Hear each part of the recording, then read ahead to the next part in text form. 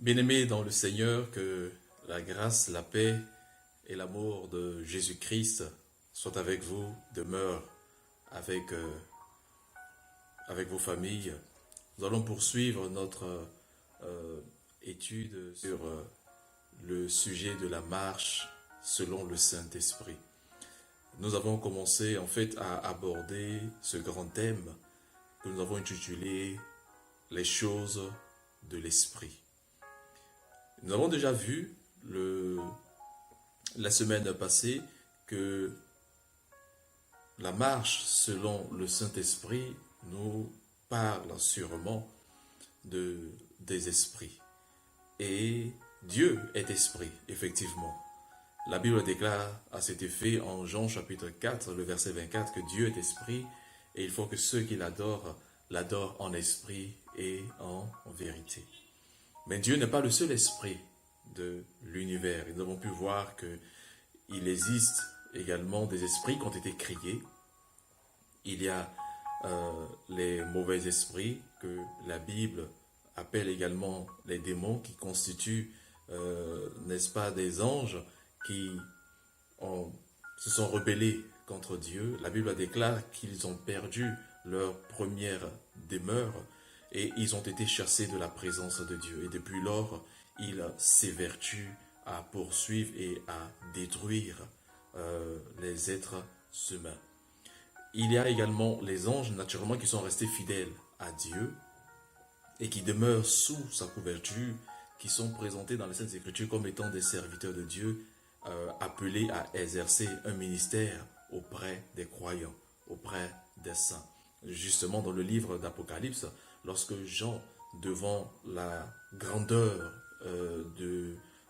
d'un des anges qui l'assistait dans la compréhension des révélations qu'il recevait de la part de Jésus-Christ, a voulu se prosterner. Donc Jean a voulu se prosterner devant cet ange. L'ange lui a dit: non, je suis ton compagnon de service et de celui de tes frères.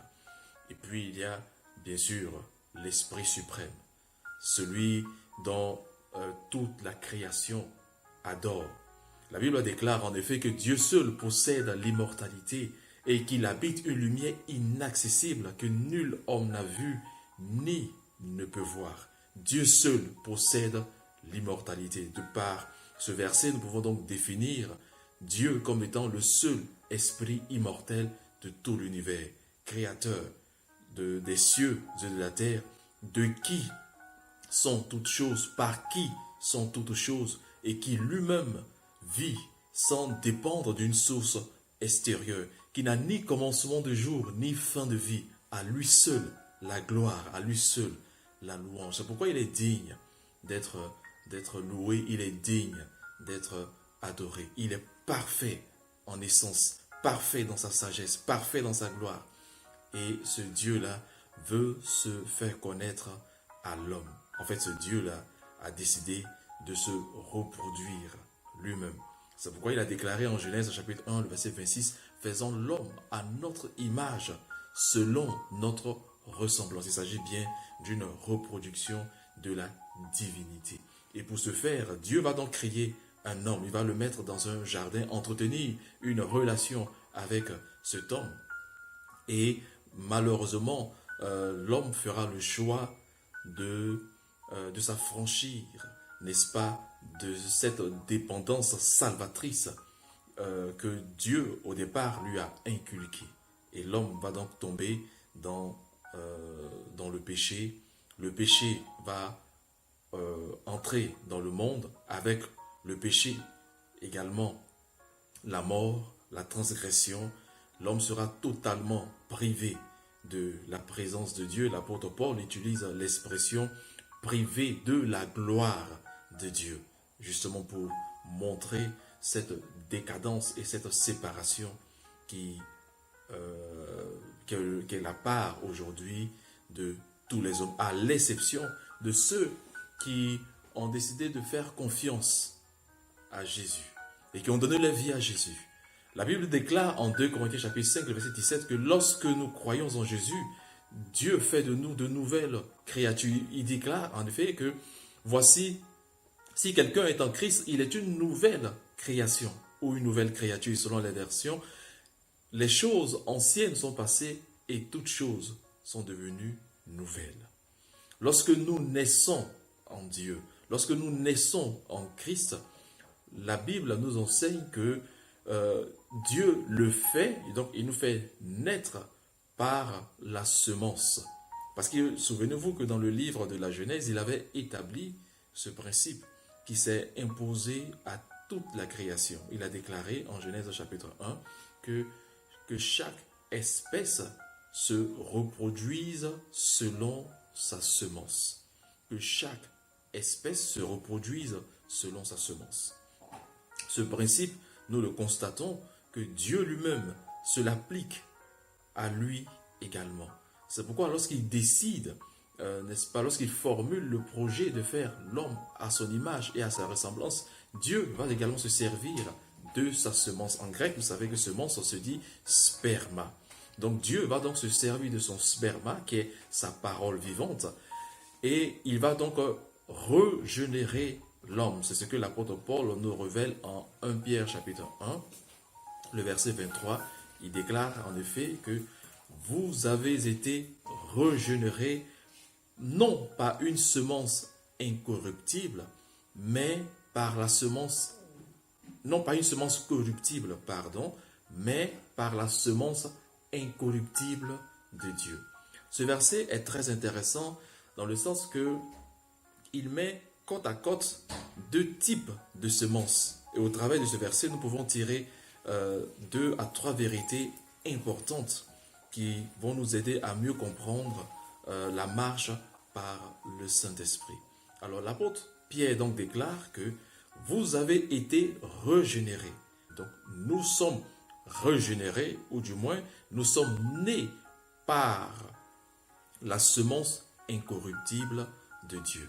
En mettant côte à côte ces deux types de semences, qu'est-ce que nous apprenons?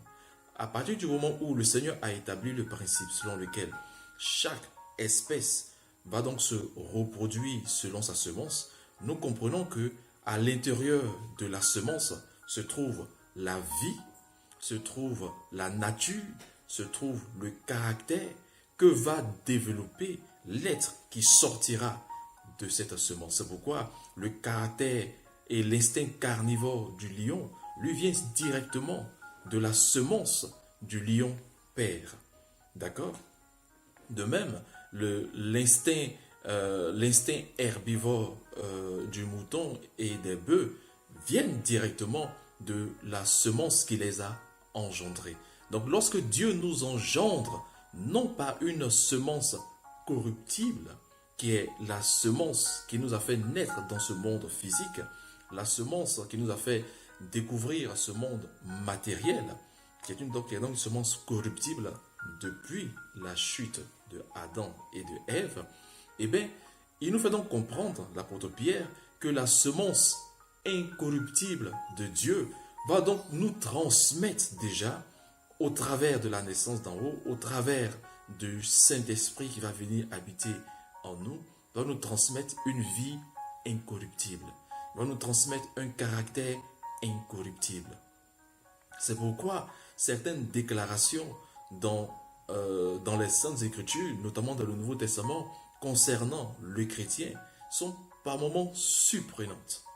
Jean va par exemple déclarer que celui qui est né de Dieu ne peut pas pécher. Il dit c'est impossible qu'il pêche. Alors que vous et moi, nous savons qu'il arrive, même avec notre bonne disposition, il nous arrive de pécher. Qu'est-ce que Jean veut dire? Jean est en train simplement de nous dire que notre esprit qui est régénéré par la semence incorruptible de Dieu, notre esprit qui a repris vie par la semence de Dieu qui est sa parole, qui est l'évangile. Souvenez-vous que Paul a déclaré en Romains chapitre 1, le verset 16, que l'évangile, qui est la parole de Dieu, est la puissance de Dieu pour le salut, est la puissance de Dieu qui ramène à la vie ce qui était mort. Donc la puissance de Dieu, le sperma de Dieu nous a ramenés à la vie, a restauré notre esprit, a communiqué une vie incorruptible à notre esprit. Alors notre esprit ne peut pas pécher. Notre esprit est également imbattable à cause de la vie que nous avons reçue. Il déclarera en effet que ce qui est né de Dieu triomphe du monde. Une déclaration étonnante. Ce qui est né de Dieu triomphe du monde. Il dit tout ce qui est né de Dieu, sans exception, triomphe du monde.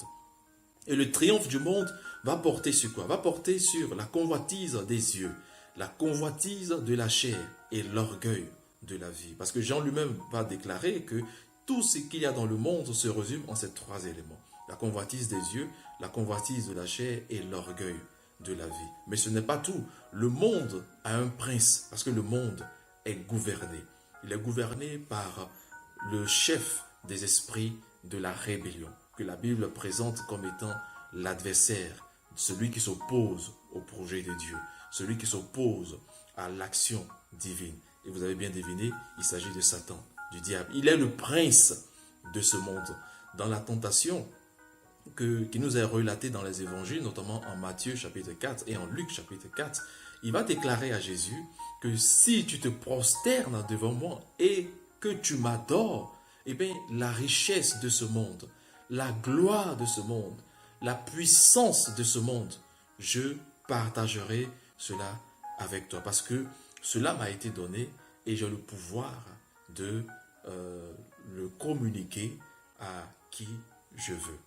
Naturellement, vous l'avez compris, Jésus a repoussé sa proposition, préférant adorer Dieu parce que lui seul est digne de louange, lui seul mérite notre adoration. Donc, la victoire de la foi, la victoire de celui qui est né en Christ est une victoire qui porte également sur le prince de ce monde. C'est pourquoi Jésus a osé déclarer à ses disciples, voici, je vous donne le pouvoir de marcher sur les scorpions et sur toute la puissance de l'ennemi. Et rien ne pourra vous nuire. Cependant, il est vrai que de nombreux croyants ne vivent pas cette vie de victoire. Au contraire, mènent une vie chrétienne de défaite. Cela n'annule pas ce qui est. Cela n'annule pas, n'est-ce pas, le fait que la semence que nous avons reçue est une semence incorruptible. Au contraire, c'est de l'espoir. Cet enseignement, ce passage, cette révélation est une révélation d'espérance. Ça signifie, mon frère, que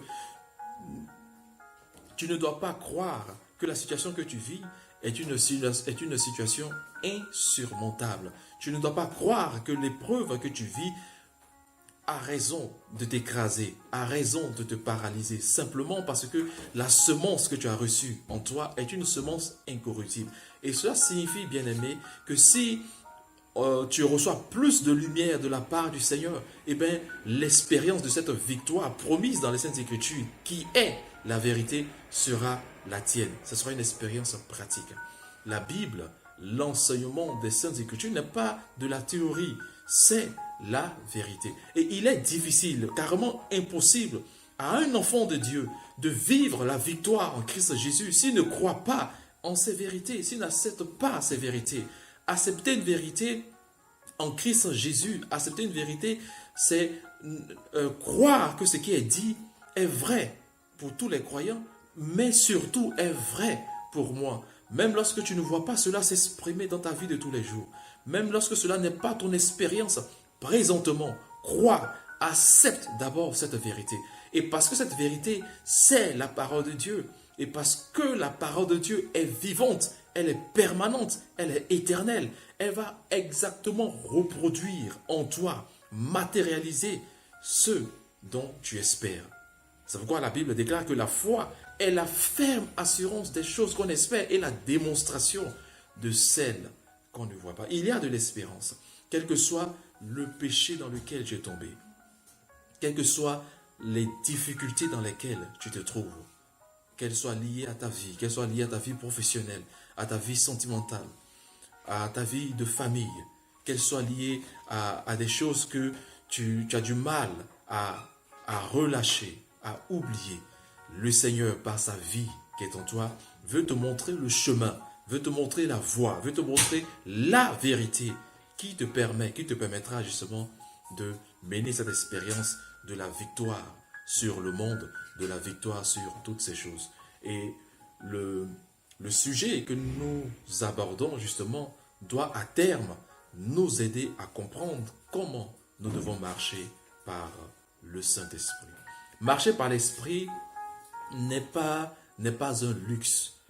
En fait, marcher par l'Esprit, c'est notre mode de vie, ou du moins doit être notre mode de vie. Pourquoi?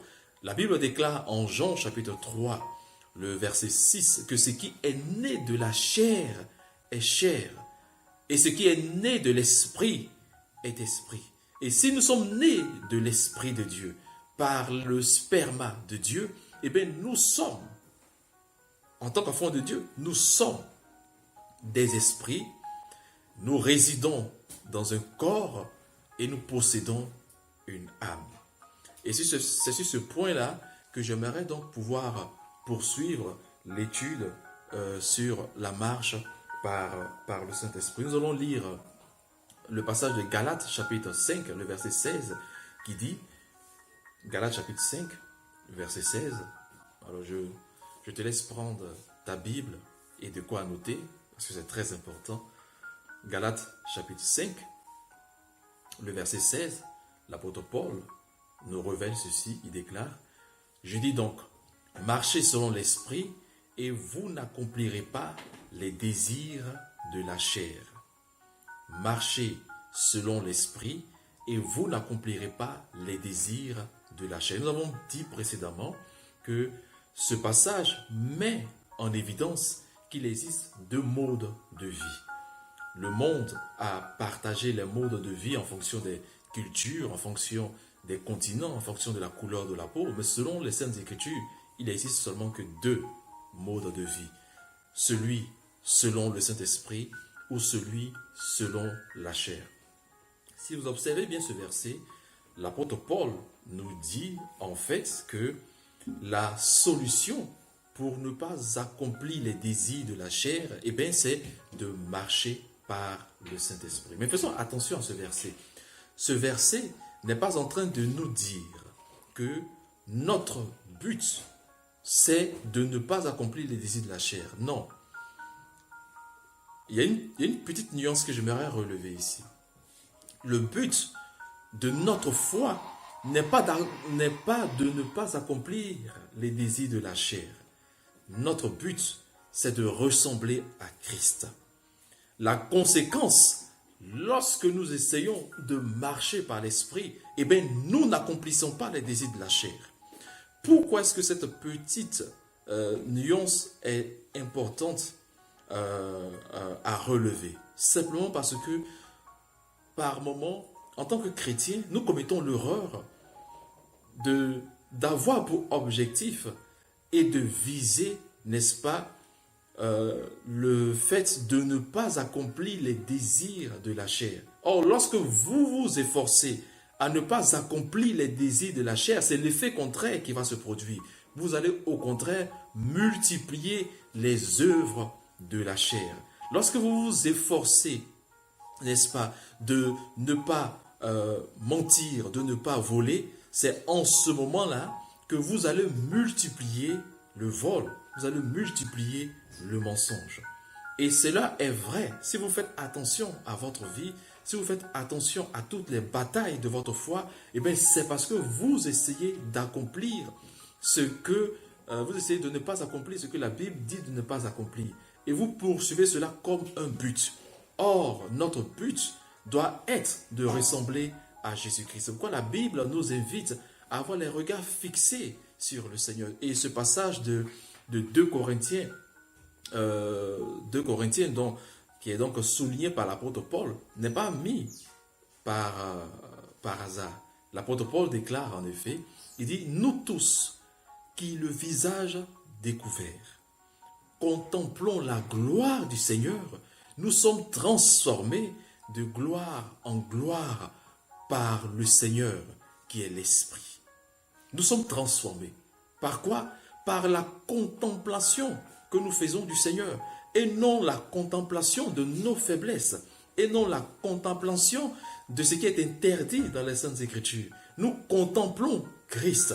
Nous contemplons la perfection de ses sentiments. Nous contemplons sa capacité à pardonner et nous aspirons à être comme lui. Nous aspirons à pardonner comme lui. Nous aspirons à vivre son amour, à vivre sa relation avec le Père. Nous aspirons à vivre son attachement aux Saintes Écritures. Lorsque nous contemplons ce Jésus-là, ce Jésus parfait, parfait dans un corps humain semblable au nôtre, l'apôtre Paul déclare que nous sommes transformés par le Saint-Esprit.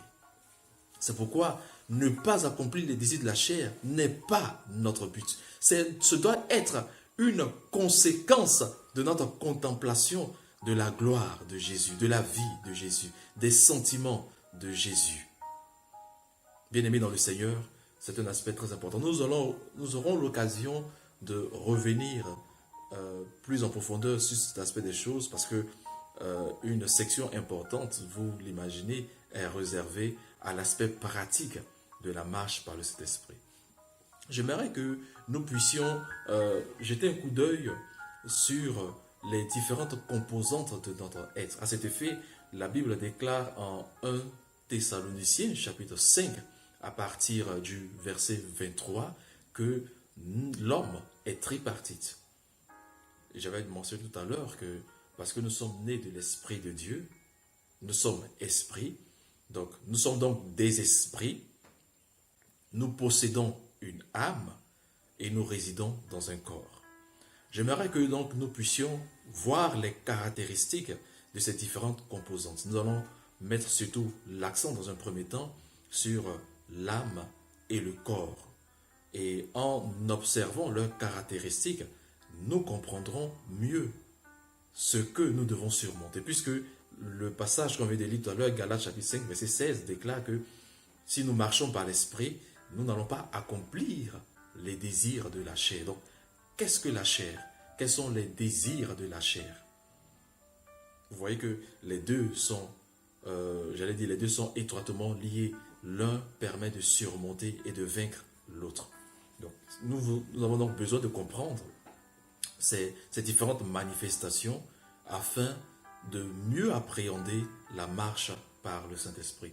Jetons un coup d'œil donc sur notre âme. En hébreu, nefesh, et en grec, souké, l'âme est le siège de nos pensées et de nos sentiments. L'âme, pour qui ne connaît pas le Seigneur, est sa première et sa véritable personnalité. Avec l'âme, nous apprenons, l'âme va donc déclarer « je veux »,« je sens »,« je désire ». Le « je ». La caractéristique principale de l'âme, c'est que l'âme est égocentrique. Alors je vais rapidement présenter les différentes orientations des trois composantes. Nous avons donc l'esprit. L'esprit est étroitement lié à Dieu. L'esprit est orienté vers le Seigneur. L'esprit aspire à la vie divine. L'esprit est animé par la vie divine. L'esprit recherche et prend plaisir uniquement aux choses de Dieu. Il s'agit de notre esprit, bien sûr. Notre âme est orientée vers elle-même. C'est pourquoi nous disons que l'âme est égocentrique. Elle est centrée sur ses sentiments, elle est centrée sur sa volonté, elle est centrée sur ce qu'elle veut. L'âme cherche toujours à être mise en avant. L'âme veut toujours posséder. L'âme désire. Ça, c'est la particularité de l'âme. L'âme va en effet déclarer « je pense, je sens et je veux ». Ça résume parfaitement ce qu'elle est. L'âme est également cette partie de notre être qui prend la décision de pécher. C'est-à-dire que chaque fois que nous transgressons à la parole de Dieu, chaque fois que l'être humain se rebelle contre Dieu, cela est une action de son âme. Et le prophète Ézéchiel nous le confirme en Ézéchiel chapitre 18. Mais l'âme l'âme est sous influence du pouvoir du péché. Vous savez que la semence du péché nous est communiquée de père en fils ou en fille, de par la semence de l'homme depuis la transgression, n'est-ce pas, d'Adam. Et l'âme est sous le pouvoir de ce que la Bible appelle la puissance du péché. La puissance du péché va donc venir dominer l'âme. L'âme qui a donc la capacité de décider, de choisir, de vouloir, de sentir, sous l'influence du pouvoir du péché, va donc se rebeller contre Dieu, va donc poser des pas, va rechercher, n'est-ce pas, l'indépendance de la personne de Dieu. Et c'est en cela que lorsque nous parlons de la marche par le Saint-Esprit, nous devons pouvoir situer le rôle de l'âme. Les œuvres de la chair sont manifestes. Ce sont les convoitises, les meurtres, la magie, la sorcellerie, les envies, la division, la haine. Et toutes ces choses que nous pouvons citer, la liste n'est pas exhaustive. Et donc, toutes ces choses vont donc provenir de l'âme. L'âme également, parce qu'elle pense, parce qu'elle ressent les sentiments de haine, les sentiments de jalousie, mais également le sentiment de frustration, les blessures intérieures, souvent qui déforment la vie de nombreuses personnes, qui causent de nombreux troubles dans des foyers à peine constitués. Eh bien, les blessures intérieures viennent également de l'âme. C'est l'âme qui va les ressentir, c'est l'âme qui va les subir.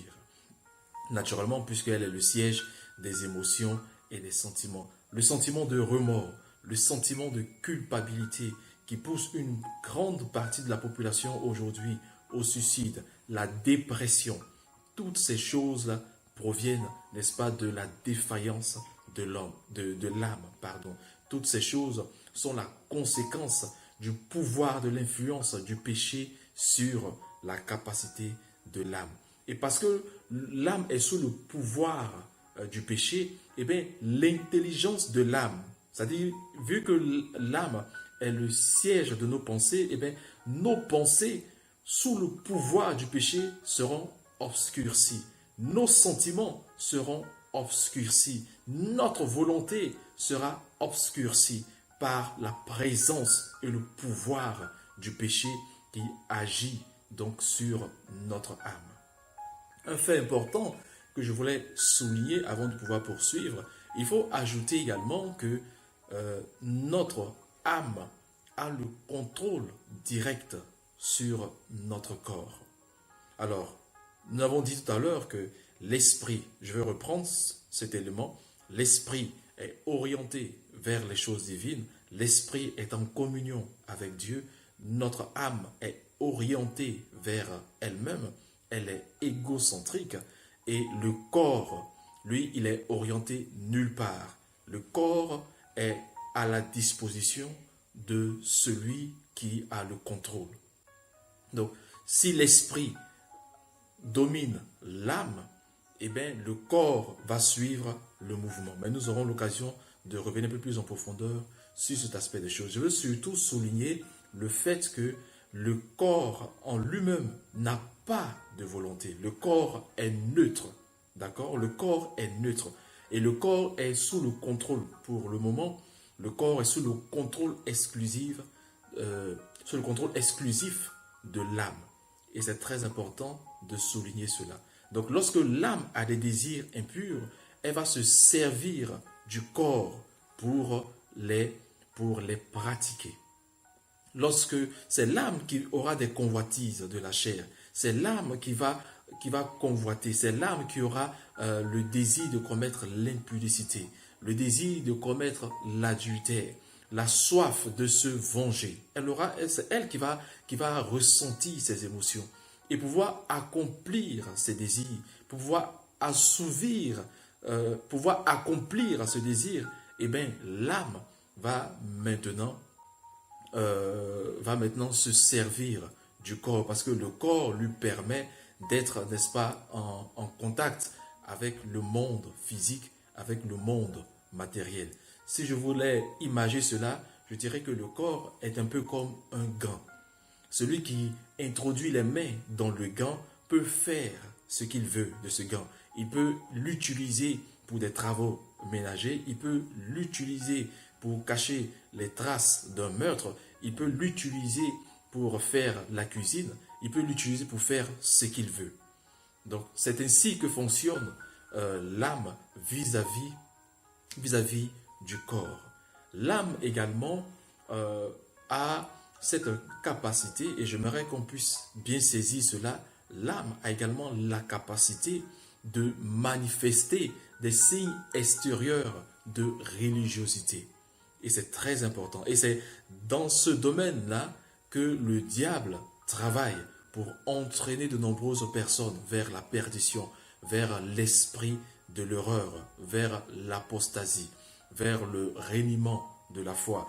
L'apôtre Paul a déclaré dans son épître à Timothée que l'esprit, par prophétie, dit dans les derniers temps que les hommes auront l'apparence de la piété. Et cette apparence de la piété, ces signes extérieurs de piété, eh bien, sont fabriqués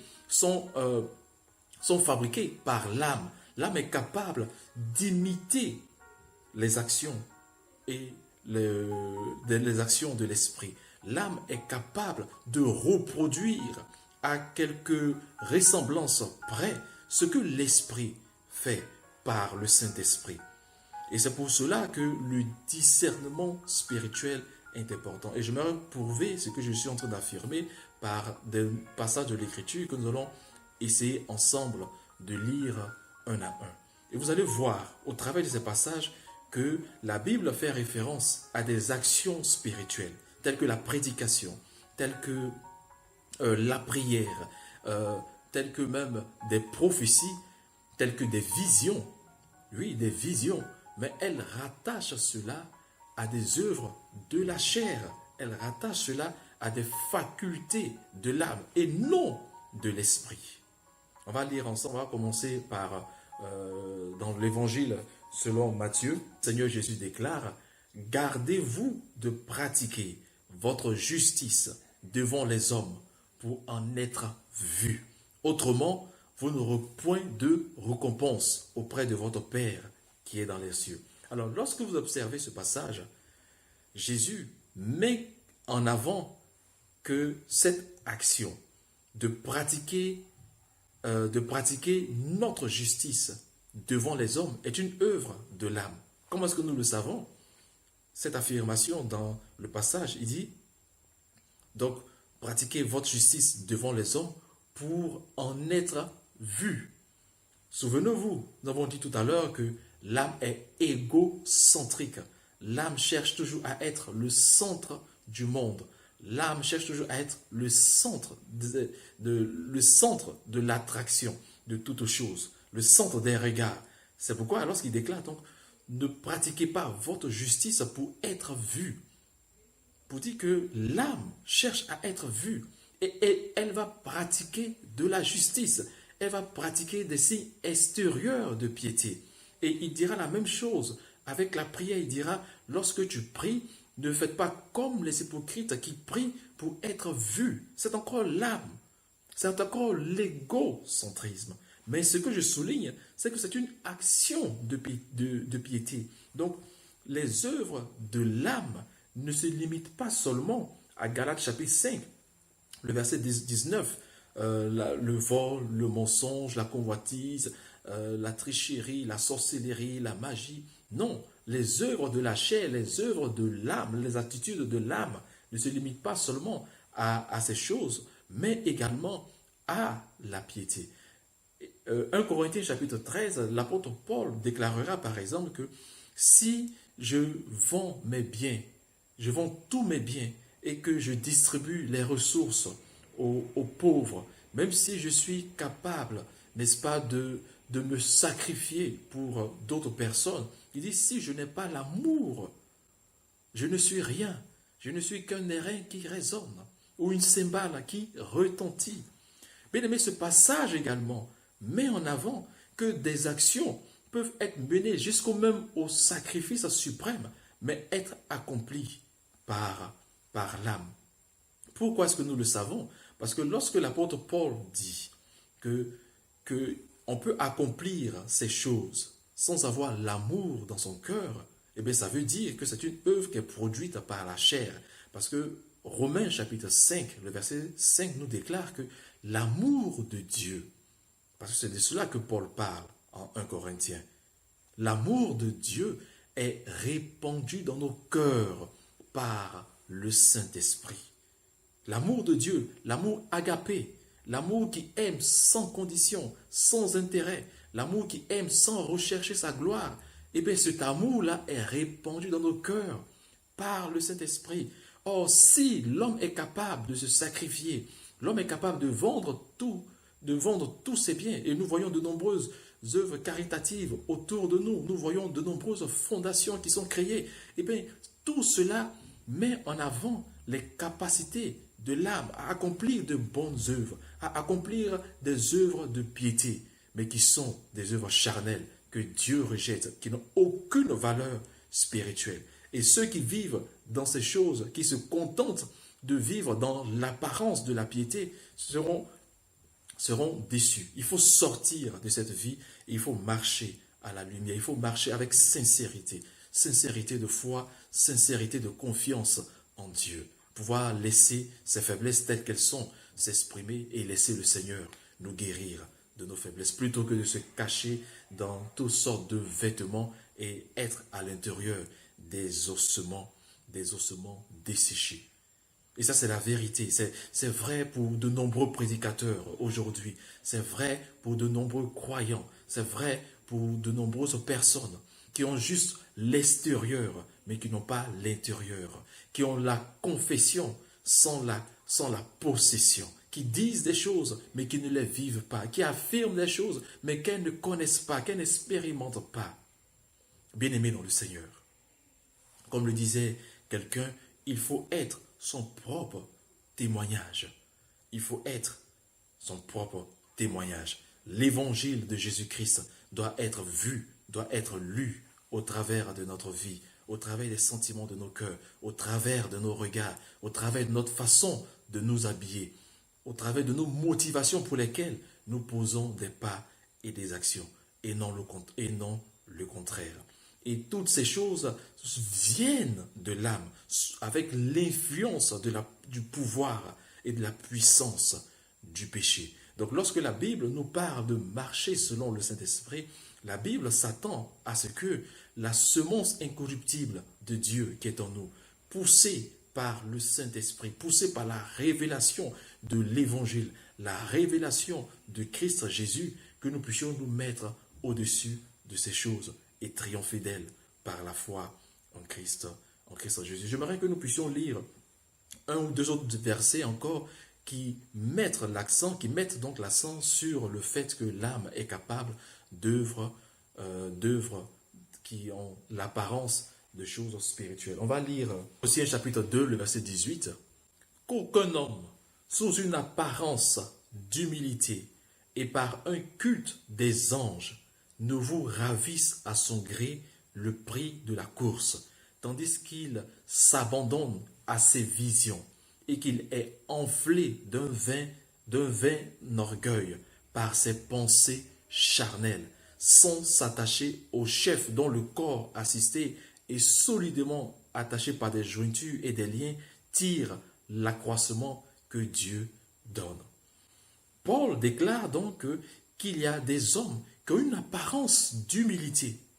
Ah, encore une photocopie, encore un trafic d'influence, une apparence de piété. Il dit, des hommes ont une apparence de piété et rendent un culte aux anges. Paul dit de faire attention à ces hommes, afin que nous ne tombons pas dans leur séduction. Pourquoi? Il dit, ils sont enflés d'orgueil, ils s'adonnent à leur vision, à leur prophétie, à leur déclaration, dite déclaration prophétique, mais ils sont enflés d'un vain orgueil. Mais leur orgueil n'apparaît pas. Pourquoi? Parce qu'ils ont l'apparence de la piété. Ils ont l'apparence de serviteurs de Dieu. Mais cependant, Non, c'est leur âme qui les guide. Et c'est l'égocentrique de leur âme qui motive leur action, qui motive leur ministère, qui motive le système religieux qu'ils ont créé, la dénomination qu'ils ont créée, qui porte leur nom et dont ils sont à la tête. C'est pourquoi, bien aimés, nous devons faire très attention. Cela relève d'un discernement aigu aujourd'hui. Bien aimés dans le Seigneur, c'est pourquoi nous devons être pointilleux sur les choses de l'esprit. Nous devons être vigilants. Nous devons nous laisser conduire par le Seigneur. Nous devons comprendre comment le Saint-Esprit nous conduit. Bien-aimés dans le Seigneur, j'aimerais m'arrêter là pour cette deuxième partie et véritablement inviter chacun d'entre nous à examiner la qualité de sa marche par l'Esprit. Et c'est très important, bien-aimés. Que Dieu vous bénisse, que sa grâce soit avec vous et que sa paix vous garde au nom puissant de Jésus-Christ de Nazareth. Amen.